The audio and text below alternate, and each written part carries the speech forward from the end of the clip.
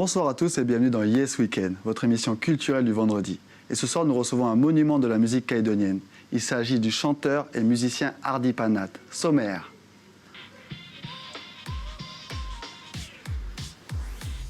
Cette année, cela fait 50 ans qu'Hardy Panat nous enchante à travers sa musique. Cette figure incontournable a fait danser des générations de Calédoniens sur des chansons devenues emblématiques depuis.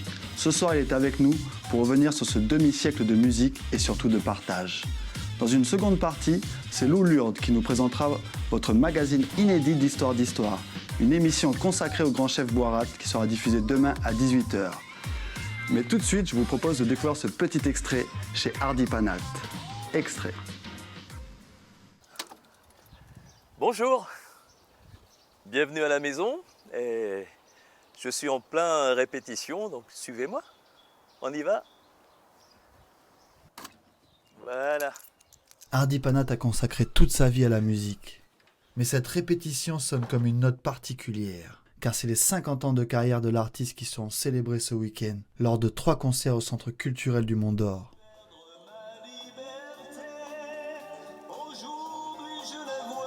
Là, je reste encore ma voix lead seule. Là, j'ai le cœur à côté de toi. Tu fais la tierce en dessous. Et pour l'occasion, Hardy répète avec Patricia Segui, l'une des nombreuses artistes qui l'accompagneront sur scène ce soir-là. On va enregistrer, hein? Voilà, on va passer au... Voilà, on va faire ça. De près ou de loin, j'ai le cœur à côté de toi. Pour tout et pour rien, j'ai le cœur à côté de toi. C'est comme un rêve d'enfant. Moi, je suis passionnée de chansons depuis toujours. Et donc chanter avec quelqu'un que j'écoutais en boucle sur des cassettes à l'époque, c'est magique. Je me sens privilégiée par cette rencontre, par ce cheminement qu'on a eu pour en arriver à partager ensemble la musique, et avec une complicité qui est là et qui est spontanée. J'ai fait de la variété. Et c'est là que j'ai eu mon premier cachet à l'âge de 15 ans. Oui. J'ai dû toucher, je sais pas, 5000 balles CP, mais à l'époque c'était une fortune. Oui. Alors j'avais une boîte de lait Sunshine, je mettais les sous dedans, parce que je voulais m'acheter moi une vraie guitare, une super gratte, que j'ai eue des années après. Puis voilà, donc j'étais guitariste. Après j'ai entendu les premières notes de blues. Je me suis dit, non du Dieu, qu'est-ce que c'est cette musique? Et là où j'ai vraiment, mon cœur a sursauté, c'est quand j'ai entendu les premières notes de Carlos Santana. Je ne connaissais pas Carlos Santana. Et j'ai entendu le son de la guitare et dit, mon Dieu, mais c'est fabuleux. Et de là, eh bien, j'ai travaillé Carlos Santana, le latino rock. T'as plein de guitares. J'ai plein de guitares, oui, j'ai même la guitare. J'ai tombé amoureux des guitares. Je suis tombé amoureux de mes guitares. Malheureusement, à cause d'une maladie qui affecte ses doigts, l'arthrite, Hardy Panat met un terme à sa carrière de guitariste à l'âge de 38 ans. Malgré tout, cette passion ne l'a jamais quitté. Alors celle-là, elle a une longue histoire. C'est une Gibson également, c'est la fameuse SG, modèle SG, qui veut dire solide guitare. C'est vrai qu'elle est solide, parce qu'elle est fabriquée en 1972, et j'ai fait l'acquisition en 73, et je l'ai toujours. Alors c'est la guitare que j'ai jouée pendant des années dans les salons du Majestic. Donc c'est une guitare qui m'a fait manger vraiment pendant des années, quoi. Celle-ci, c'est ma dernière acquisition. C'est la PRS Paul Reed Smith. La PRS modèle Carlos Santana. Après avoir laissé la guitare de côté pendant des années à cause de sa maladie, Hardy a aujourd'hui appris à jouer avec 3 doigts seulement. Et autant vous dire qu'il n'a pas perdu la main.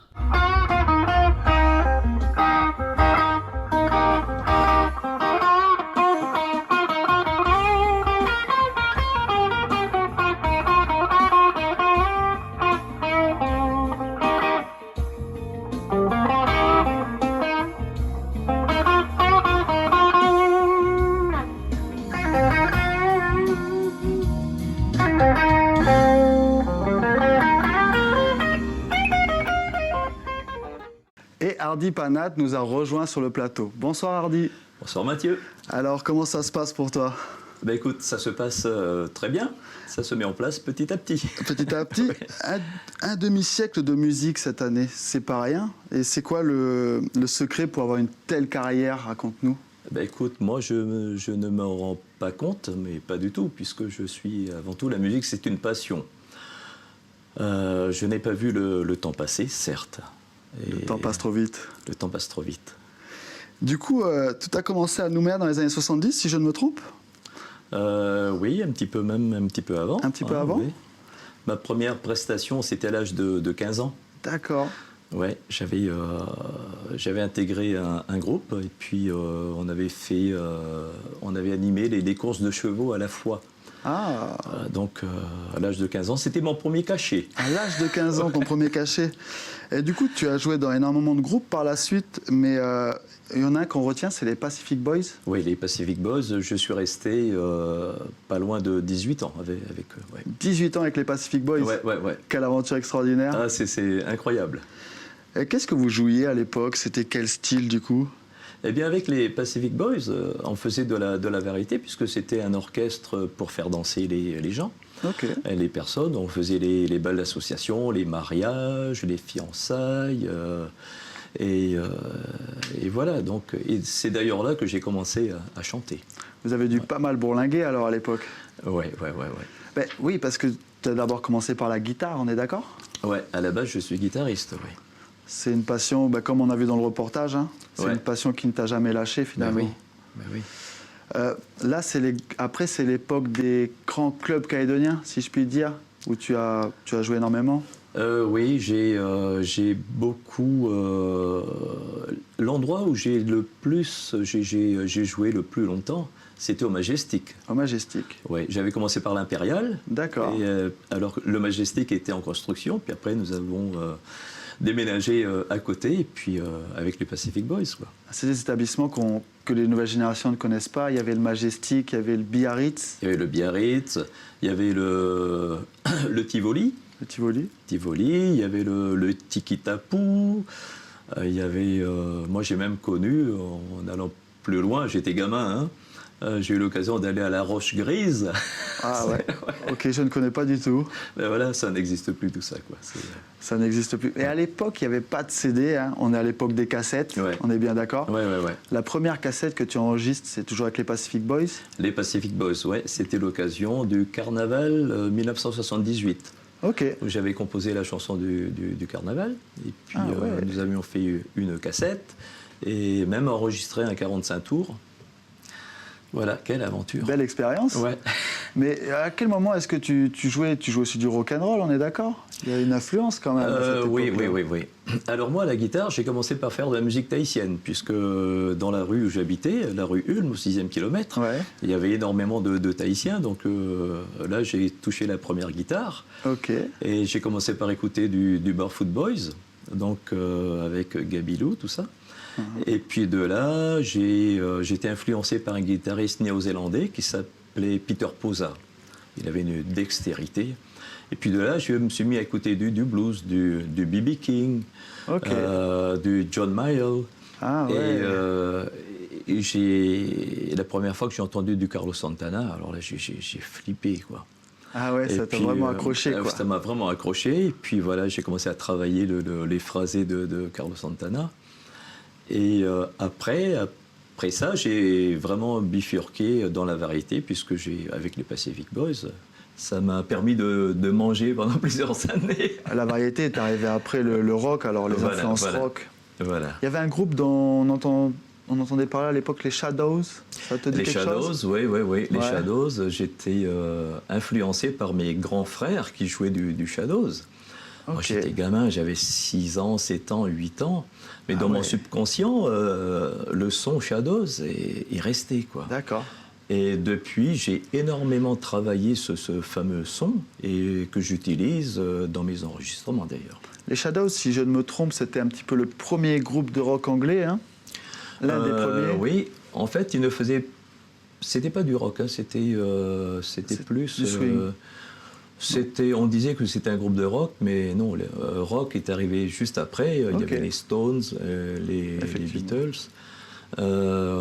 Mais c'était plus un groupe de variété qui accompagnait Cliff Richard. Ok, ah ouais. Mais référence ils avaient aussi. sorti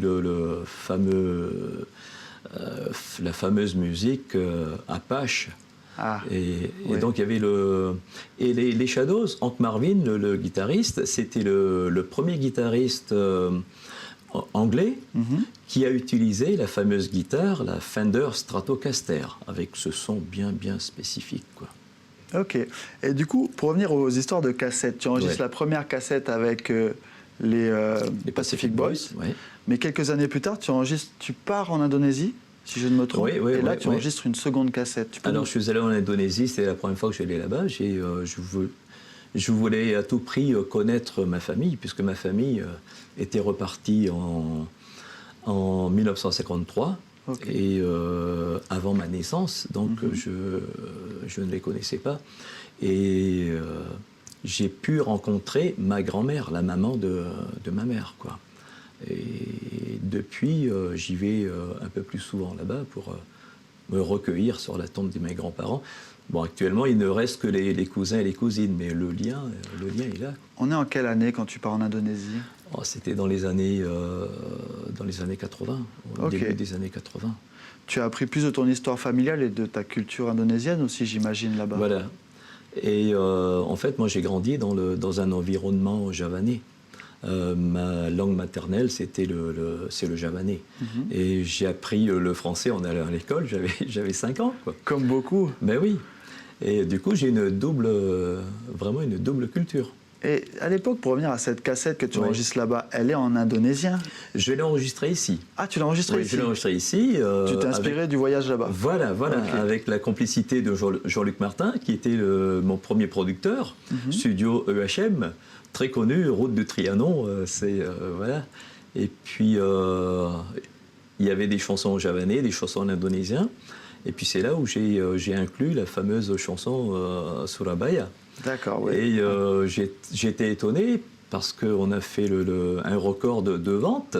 Moi, je m'adressais avant tout à la communauté javanaise. Et puis ça fonctionnait. Ça s'est envolé. Ça s'est envolé. Non, c'était formidable. Et ça a touché un petit peu toutes les couches de la société Ça calédonienne. touchait tout le monde. Parce Tout que le même monde, jusqu'à hein. présent, on me dit, tu sais, Hardy, à l'époque, tu nous as bercés avec Surabaya, tout ça. Dès que tu passais à la télé, et bien, on lâchait tout. On lâchait les claquettes, les pioches, on quittait les champs, puis on allait devant la télé, quoi. C'est fou. chouette, Tu as vraiment ouais. marqué la musique locale. Hein. Apparemment. Mais alors, à quel moment est-ce que comme on a vu dans le reportage, tu arrêtes la guitare, du coup C'était à environ 30 ans? Tu devais avoir 30 ans? J'avais 38 ans. 38 ans quand tu arrêtes Ouais. la guitare? J'ai arrêté la guitare parce que j'ai eu un souci. Oui, comme on le voit dans le reportage. Oui. l'arthrite J'ai de l'arthrite, même jusqu'à présent. Hein. Ok. Mais là, je suis en rémission, donc génial. Donc j'avais des inflammations dans les articulations Ah là de là mes là doigts. là. Alors, Pour un guitariste. Ah ouais. Ça m'a abîmé vraiment les doigts. Et puis alors, j'en ai eu des infiltrations de cortisone. Ah là là. Oui. C'est ce qui m'a permis de sauver mes doigts. Incroyable. Et du coup, je suis resté plusieurs années sans jouer de la guitare. Et puis, Tu t'es mis exclusivement au chant, au alors. chant, oui. C'est là que tu as découvert ta voix, en fait? Comment ça s'est En fait, passé? je me suis mis au chant, j'avais 20 ans, quand j'ai débarqué avec l'orchestre des Pacific Boys. C'était pour remplacer un guitariste, remplacer un soir.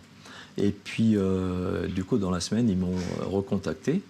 Et puis, et de là, je suis resté pendant des années avec eux. Et puis, ils m'ont dit, mais écoute, Hardy, tu es jeune, tu es beau, tu vas plaire aux femmes. Ils m'ont dit ça.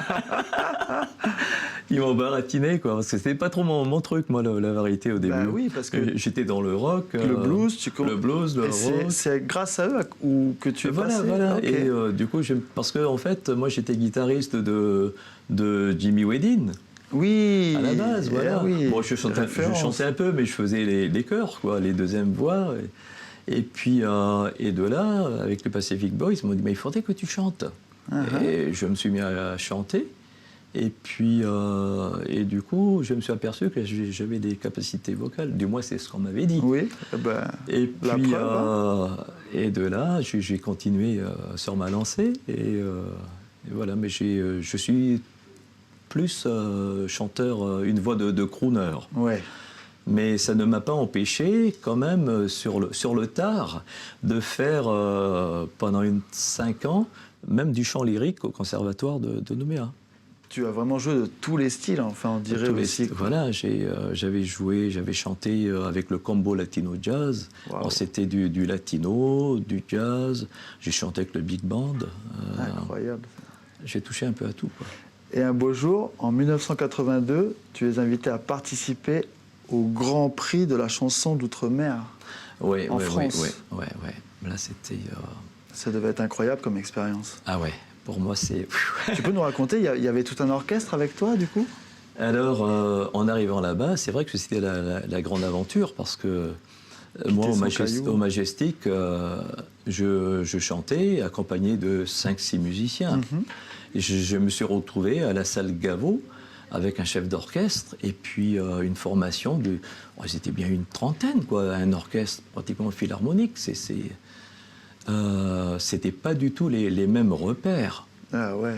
Et puis je suis tombé vraiment dans le circuit professionnel, où il fallait faire des prestations, mais avec très peu de répétitions.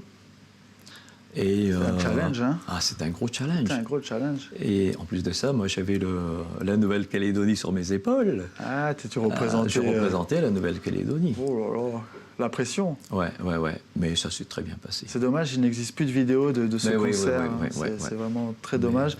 Tu dois en garder des souvenirs inoubliables. Ah, pour moi, c'était un honneur. Hein, lorsqu'on m'avait choisi pour représenter la Nouvelle-Calédonie, c'est un grand honneur, un grand challenge. Et après, tu as eu des opportunités en France, mais finalement, quelque chose t'a poussé à revenir ici, à rester ici pour la musique? Oui, j'étais pas...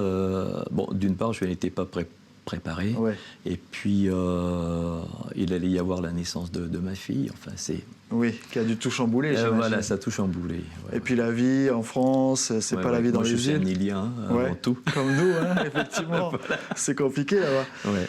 Et en 1987, tu participes à l'enregistrement d'un morceau pour une occasion particulière, Kowekara.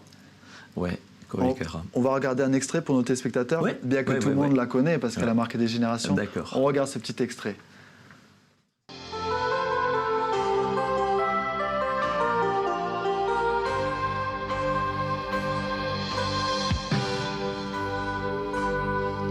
On va la construire ensemble, on va danser, chanter.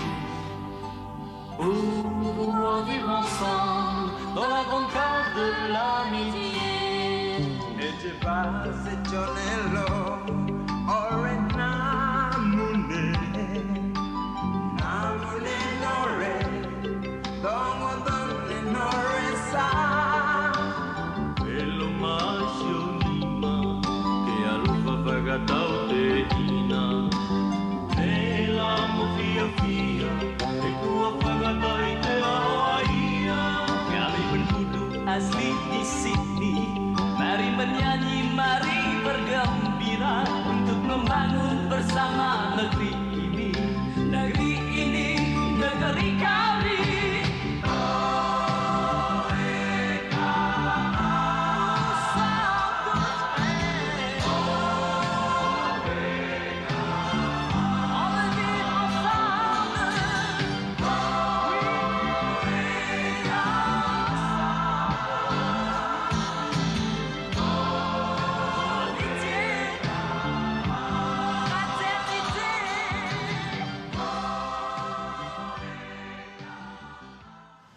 Voilà, un titre qui a marqué des générations de Calédoniens. On est en 1987. Oui. Dans quel contexte est-ce que vous écrivez cette chanson? Alors, cette chanson a été composée par Gérard Yamamoto. C'est D'accord. lui le compositeur. Le premier qu'on voit là, Voilà. le premier chanteur. Le premier, oui. Ok. Oui. Et quand il nous a proposé d'interpréter dans nos langues d'origine, eh bien, on était tous partants. Et on a enregistré cette chanson au studio Vaya, puisque Gérard Yamamoto avait un studio, il était associé avec Alain Vendange. Et donc c'était un challenge également, mais on a chanté avec nos tripes, nos cœurs. Il y avait besoin de fédérer les gens à cette époque-là, parce qu'on est quand même en 87, quoi. Oui, mais on a voulu apporter notre pierre à l'édifice. Tout à fait. Pour vivre ensemble. C'est un vrai hymne à la paix, en fait, hein. Voilà. C'était ça, puisque on a grandi ensemble, toutes les ethnies, les composantes du territoire. Nous étions à l'école ensemble. Et puis, tout le monde commençait à se déchirer, donc on s'est dit, bon, nous, artistes, on va essayer de contribuer à la construction de cette fameuse case de l'amitié. Oui, la case de l'amitié. La case de l'amitié. Donc voilà, et cette chanson est sortie pour cette occasion-là. C'était une chanson quand même engagée dans un moment particulier. Oui. Et en 1996, pour revenir sur un autre classique, tu écris l'un des titres phares de ta carrière au sein de la diaspora indonésienne, on peut dire un peu ça? Oui. Parce que, on va regarder ce deuxième extrait, hein, pour que les téléspectateurs puissent comprendre, pour ceux qui ne connaissent pas. On regarde cet extrait.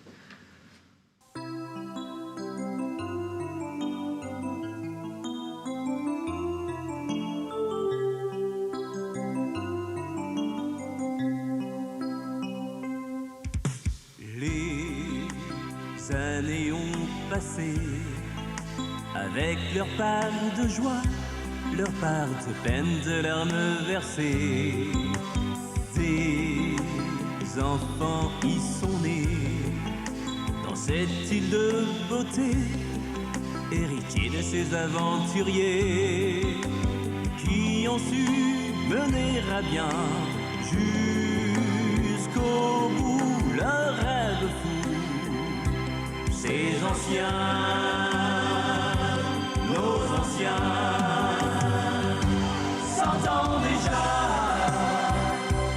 il y a de cela 100 ans déjà, ils avaient mené jusqu'au bout leur rêve fou. Indonesia, tanah air yang tercinta, destination la Calédonie baru. Et encore un titre phare d'Hardy Panat. Comment se passe cette fois-ci, dans quel contexte tu enregistres cette chanson? J'ai cru comprendre qu'il y avait eu un concours à la base pour sélectionner un hymne pour fêter. Oui. Donc il y avait un comité qui s'était monté pour cette occasion du centenaire. Et puis moi je venais de perdre mon papa. Ah, triste moment. Et donc voilà. Ouais. Et donc le comité ne voulait pas trop me solliciter, puisque j'étais en deuil. Oui. Mais ils se sont dit, c'est quand même dommage. Hardy, il a énormément contribué pour la diaspora javanaise en Nouvelle-Calédonie. On va quand même lui demander de participer. Et bien sûr, j'ai répondu favorablement. Et l'inspiration est venue. J'ai travaillé dans mon home studio. Voilà. Et Okay. 3 mois après, j'ai sorti cette chanson. Et c'est la chanson qui a été retenue pour représenter cet événement. C'était important pour toi de contribuer à cette époque-là? Ah, bien sûr. Oui.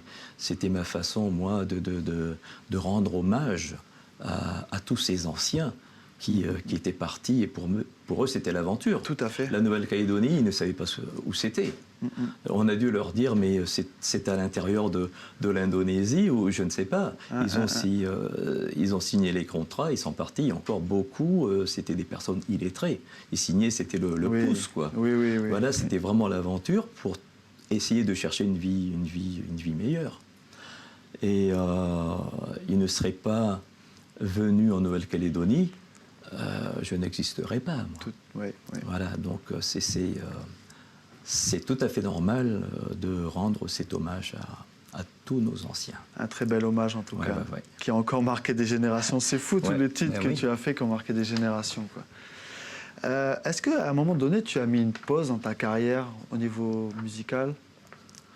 J'avais un peu changé de fusil d'épaule. Oui. J'avais un peu changé de fusil d'épaule. Il y a eu la famille. En fait, je n'ai jamais arrêté la musique. Mais j'ai changé de fusil d'épaule, je suis devenu animateur de soirée. D'accord. Voilà, et donc je suis devenu disque jockey, entre guillemets. Hein. Et j'ai continué à faire les animations de balles d'association, des mariages, tout ça. Oui, en tant que disque jockey. Mais j'ai un plus, c'est que je chante dans les soirées, en même temps avec des bandes son. En supplément voilà. Ok, tu chantais par-dessus les bandes. Ça me permettait de chanter. D'accord. De chanter. On a toujours un pied dans la musique. Voilà. Et puis, et puis dans mon home studio, je n'ai jamais arrêté de travailler, quoi. De produire, de composer. De faire des arrangements musicaux. Et donc, comme tu as pu voir après les échanges avec, entre autres, Patricia Segui. Patricia Segui, exactement. Voilà. Ce sont des challenges et puis ce sont des échanges qui sont... c'est très fort, quoi. La musique, c'est un peu toute ta vie, hein? Ah ben, c'est une passion. C'est une passion... qui n'a jamais cessé. Qui n'a jamais cessé et puis qui m'accompagnera jusqu'à mon dernier souffle. Et justement, en ce moment, ont lieu 3 concerts célébrant tes 50 ans de carrière, qui ont été très médiatisés. Qui a eu l'idée de mettre en place cet événement? Alors, je dirais que la fautive, c'est ma fille. D'accord, ok. Non, elle est formidable. Ça vient d'elle, alors, voilà, cette Olivia initiative. Manissa Panat, voilà, ça vient d'elle. Mais elle m'avait foutu la pression au début. Quand elle m'a dit, papa, on va fêter tes 50 ans de musique. Je me dis, attends, comment ça? Waouh. C'est vrai que j'avais eu une montée d'adrénaline, de stress, une montée de tension, et puis finalement ça roule, quoi. Ça roule. Oui, ça roule. Mais enfin, j'ai eu des moments assez difficiles, assez compliqués. J'ai eu des soucis avec mes cordes vocales en plus. Bon. Je me suis retrouvé avec des nodules sur les cordes vocales, donc pour les 50 ans de carrière. séance d'orthophonie et tout ça, mais maintenant ça va, c'est revenu. Rien ne t'arrête. Rien ne m'arrête. Hardy, on arrive à la fin de cette émission avec toi. C'était vraiment un plaisir de t'avoir sur notre plateau. Écoute, c'est réciproque, merci de m'avoir invité. On espère encore longue vie à la musique d'Hardy Panat. Oui, j'en suis arrivé à la moitié de ma vie, là, donc je suis encore là. La deuxième partie, donc... Merci encore. Merci. Et maintenant, chers téléspectateurs, nous passons au magazine inédit de ce week-end. Jingle.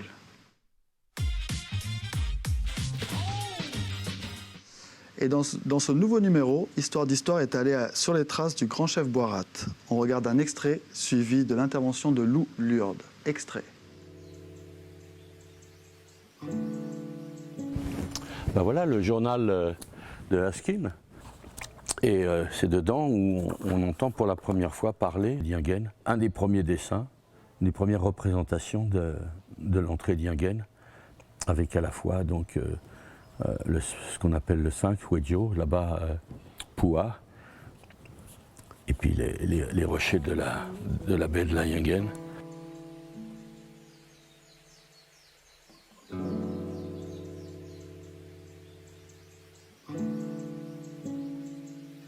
Et il y a aussi la représentation de la maison Boirat, et c'est très intéressant de sa case parce que c'est pas la grande maison traditionnelle, là voilà, où on voit donc la maison de celui qu'on appelle Boitette à l'époque, marqué ici Bassette, mais en vérité c'est une anglicisation de Boitette, et Boitette et Boirat c'est le même nom, Boitette c'est en pinjé, et Boirat c'est en foin-i. Et donc ça, c'était sa maison? Ça, c'était sa case, effectivement, dont on voit qu'elle était aménagée de façon, y compris avec une fenêtre un peu à l'occidentale. Elle était où, cette case? Alors là, c'est sur la région dite d'Ouyipoadan, c'est-à-dire là où est actuellement le village de Yingen, avec la mairie. Nous, les Boirat, on descend d'un grand-père qui est parti de Wallis. Et ce grand-père vient du district de Hahake, du côté de Wallis. Donc ils sont venus avec une partie de ces sujets. Donc ils se sont arrêtés, ils sont venus en caravane dans le temps, et ils se sont arrêtés dans les îles du nord d'Ouvéa, qu'on appelle aujourd'hui Botan-Beaupré. Mais nous, à la langue, on appelle les îles Heo. Je vous souhaite un bon visionnage de ce nouveau numéro d'Histoire d'Histoire. J'espère qu'il vous plaira. Il s'agit des débuts de Yengen, sa relation avec les anglo-saxons, puis la prise de possession de la France, tout ce que ça va engendrer, tout ce que ça aura mis en place en termes de construction économique quand c'était les anglo-saxons, comment ça a été déconstruit par la suite, comment le grand chef Boirat et les tribus des vallées ont accepté les présences des Européens. Vous le découvrirez en regardant Histoire d'Histoire. Et voilà un très beau magazine à découvrir demain soir à 18 h sur Caïdonia.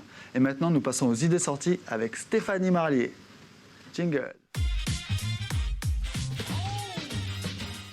Salut Steph, Salut bienvenue. Mathieu. Alors, comme idée sortie ce week-end, je vous propose pour commencer une petite balade du côté du Parc Fayard à Dindéa où se tiendra le 6e salon Nature et Jardin dès demain et ce jusqu'à dimanche de 8 h à 17 h. L'entrée est libre et gratuite. Plus de 140 exposants vous attendent, comme diverses animations gratuites pour les enfants également. Sympathique. Au niveau de la restauration, il y aura un espace food court aussi qui est prévu. À présent, je vous propose une idée sortie pas comme les autres, puisqu'il ne s'agit pas d'une idée sortie détente en famille ou entre amis, mais je pense que ça intéressera donc quand même certains d'entre vous. C'est pourquoi j'ai décidé de vous en parler. Donc la mairie de Saramea, avec le soutien de la province sud et du conservatoire d'espaces naturels, organise une formation sur le piégeage des cochons et des cerfs depuis demain à 7 h 30 à la mairie de Saramea. Donc un film sur le piégeage des cochons sera diffusé et des démonstrations seront prévues. C'est une formation gratuite et ouverte à tous. Afin d'empêcher ces espèces invasives de continuer. Tout à fait, Mathieu. Je te laisse. Enfin, excuse-moi, je t'ai coupé un peu la parole là. Vas-y. Enfin, on poursuit notre aventure, cap à présent sur la commune de Canala pour les 10 ans de la fête de la citrouille et de la chouchoute. Sur place, les produits vivriers, diverses activités telles que des balades à cheval ou encore des ateliers graphiques vous attendent. Pour mettre l'ambiance d'un groupe tel que W Faya ou encore Lion Rock seront de la partie. Wow. Si vous avez envie de passer une journée agréable, ça se passe à la tribu de Coppelia à Canala. Vous pourrez également vous restaurer sur place. C'est la fin des idées sorties. C'est la fin, Mathieu. Merci beaucoup, Steph. Merci à toi. On vous remercie de nous avoir suivis sur Caïdonia. On vous souhaite un très bon week-end et on se dit à la semaine prochaine. Au revoir.